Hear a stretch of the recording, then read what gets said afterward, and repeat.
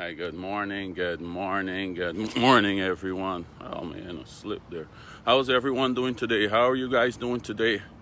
This is Gregory Wild coming live to you from Houston, Texas with an inspirational morning walk. For first time listeners, I just get some exercise in the mornings and I share my thoughts with you guys. Whatever I'm inspired to talk about, I'll share with you. But it's a beautiful day. You can see it's a very beautiful day here, man. And it's starting to cool down. Fall is coming upon us. It's starting to cool down here now. We're starting out in the 60s right now, which is nice and cool. It's nice and cool here. It's just about late 60s now. So I'm going to enjoy this weather. It's the best time of the year here in Houston. So yes, but anyhow, if you miss anything, you could go on YouTube. Everything is on there and you can catch up whatever you miss. But good morning, Jillian. Good morning, Tessa. How are you guys doing today? Osmond Smith, good morning, sir. How are you doing? How are you doing?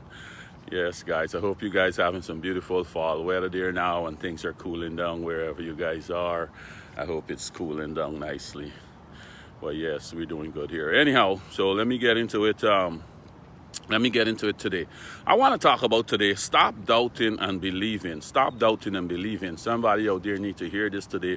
Stop doubting and believing. And when you look at this story of Thomas, remember we always talk about doubting Thomas? Let's look at Thomas's story. And we got to stop doubting and believe, man, because the whole basis of our Christian walk is about believing, right? It's about believing, right? Because remember what 2 Corinthians 4:18, right? So what Paul was reminding us. So fix your eyes not on what is seen, but what is unseen, since what is seen is temporary, but what is unseen is eternal, right? So a lot of things you got to believe. You got to believe, right?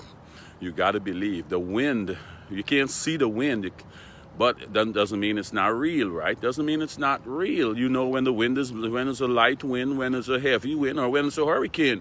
Just from what's going on around you, you can feel the effects of it.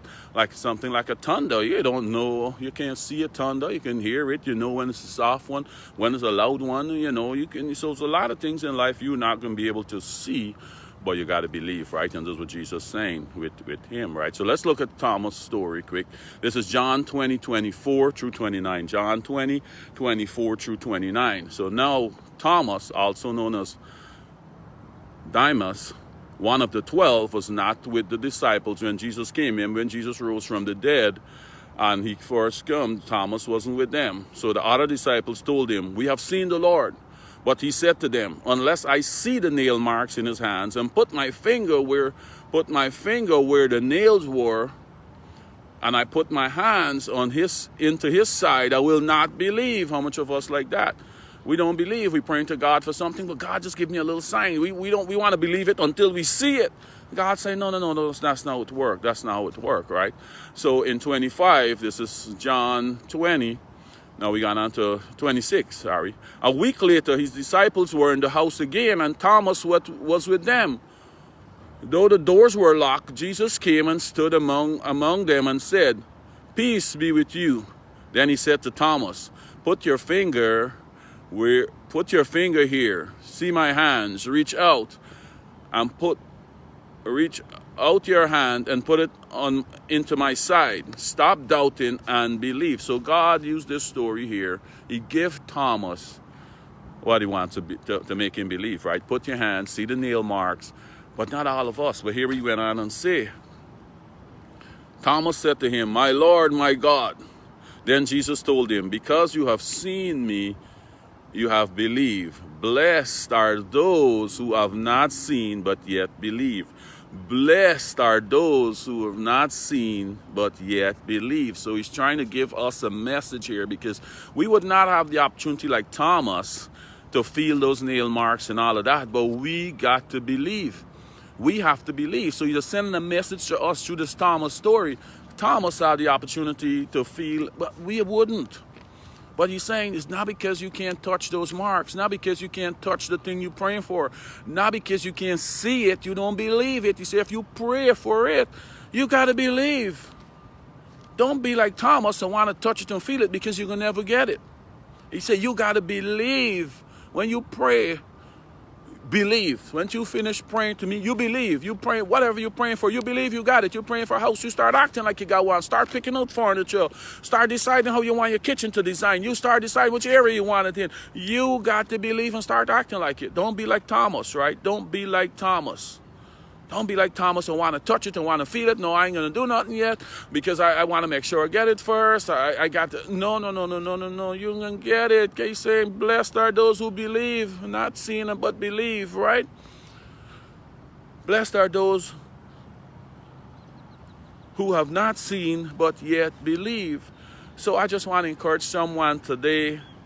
You're praying for something. The only reason why you're not getting it, why it's delaying, because you not fully believe. You want to see it first. You want to see it, then you're going to believe. And he's saying in the kingdom, it doesn't work like that. In the Christian walk, no. You got to believe, then you're going to see it. It's the opposite. You got to believe, then you're going to see it. Not seeing it for you to believe, right? So that's why he stick the thing to Thomas in there, man. And that's why Mr. Paul come trying to tell us most of the things that we can see in front of us, it's temporary. That's not where running things. The thing we're really running things is the spiritual world that we cannot see. And that's why we are failing. You know, it's sad to say, but the people who do witchcraft, they understand the spiritual world more than a lot of Christians. And it's the same spiritual world, the knowledge of the spiritual world, but they're just using it for evil instead of good. Because a lot of these things are principles.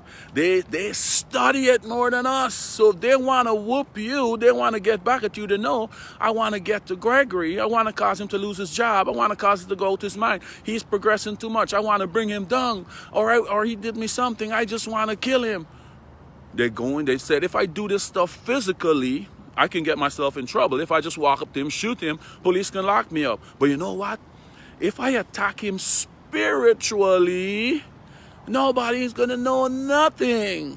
And I'm going to still get the same result I want without the penalty, without the physical penalty. They got spiritual penalties that they sink in the whole self and bring in curses on the whole family bloodline. But see, they're looking at it in this world here only, right? I can get the same result I want on him and cause him to lose the job. I can get a promotion in front of him.